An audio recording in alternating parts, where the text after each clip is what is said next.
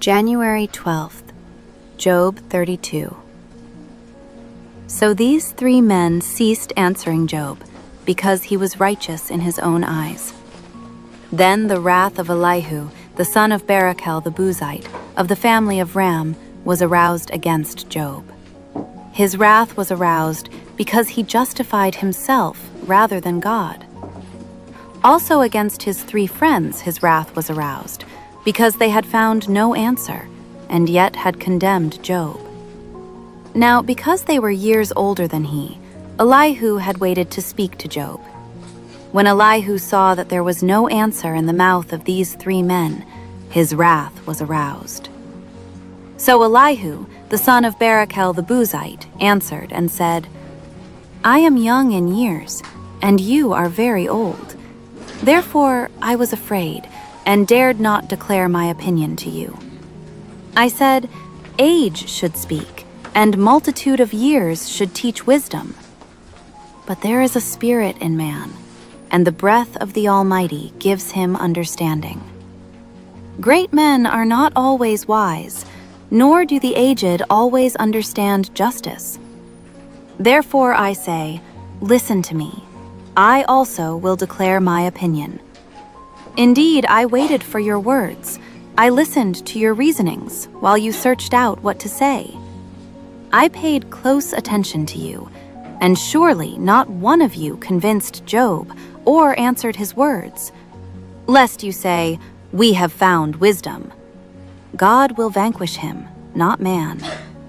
Now he has not directed his words against me, so I will not answer him with your words. They are dismayed and answer no more. Words escape them. And I have waited because they did not speak, because they stood still and answered no more. I also will answer my part. I too will declare my opinion. For I am full of words. The spirit within me compels me. Indeed, my belly is like wine that has no vent. It is ready to burst like new wineskins. I will speak, that I may find relief. I must open my lips and answer. Let me not, I pray, show partiality to anyone, nor let me flatter any man. For I do not know how to flatter, else my Maker would soon take me away. Job 33. But please, Job, hear my speech, and listen to all my words. Now I open my mouth. My tongue speaks in my mouth. My words come from my upright heart. My lips utter pure knowledge. The Spirit of God has made me, and the breath of the Almighty gives me life. If you can answer me, set your words in order before me. Take your stand. Truly, I am as your spokesman before God. I also have been formed out of clay. Surely no fear of me will terrify you, nor will my hand be heavy on you. Surely you have spoken in my hearing, and I have heard the sound of your words, saying, I am pure, without transgression. I am innocent, and there is no iniquity in me. Yet he finds occasions against me. He counts me as his enemy. He puts my feet in the stocks. He watches all my paths. Look, in this you are not righteous. I will answer you, for God is greater than man. Why do you contend with him? For he does not give an accounting of any of his words. For God may speak in one way or in another, yet man does not perceive it. In a dream, in a vision of the night, when deep sleep falls upon men, while slumbering on their beds, then he opens the ears of men and seals their instruction, in order to turn man from his deed and conceal pride from man. He keeps back his soul from the pit and his life from perishing by the sword. Man is also chastened with pain on his bed, and with strong pain in many of his bones, so that his life abhors bread, and his soul succulent food. His flesh wastes away from sight, and his bones stick out which once were not seen. Yes, His soul draws near the pit, and his life to the executioners. If there is a messenger for him, a mediator, one among 1,000, to show man his uprightness, then he is gracious to him and says, "Deliver him from going down to the pit.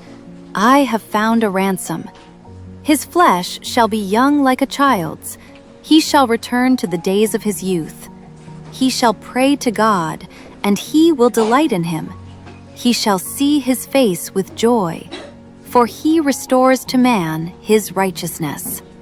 Then he looks at men and says, "I have sinned and perverted what was right, and it did not profit me." He will redeem his soul from going down to the pit, and his life shall see the light.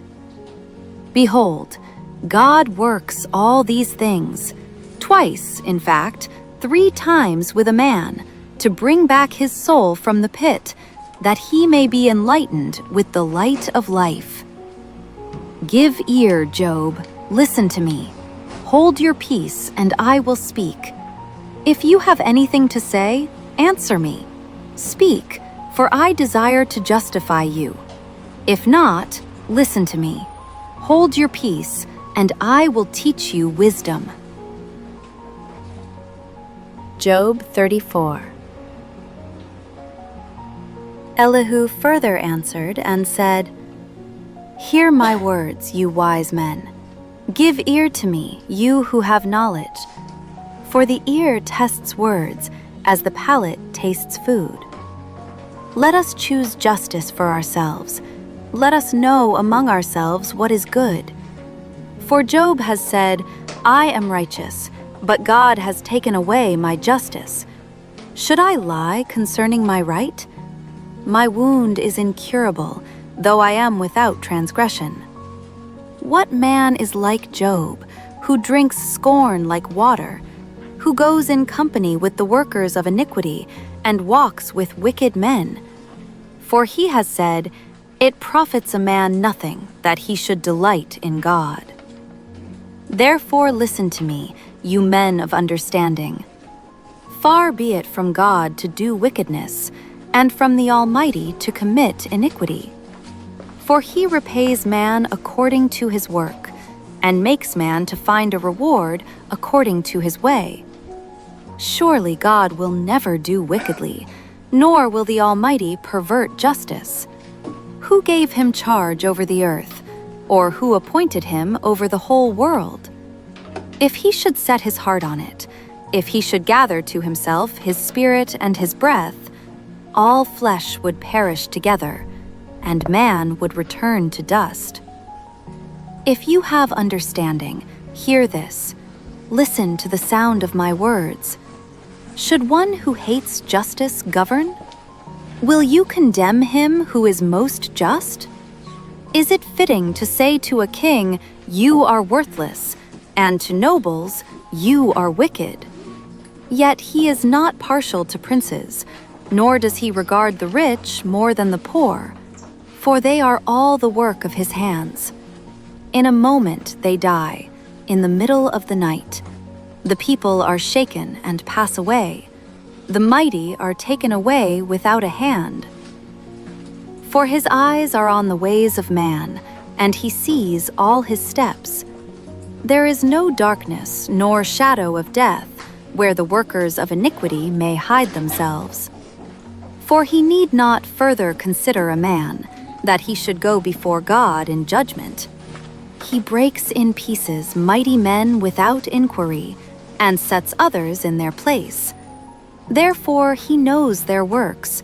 He overthrows them in the night, and they are crushed.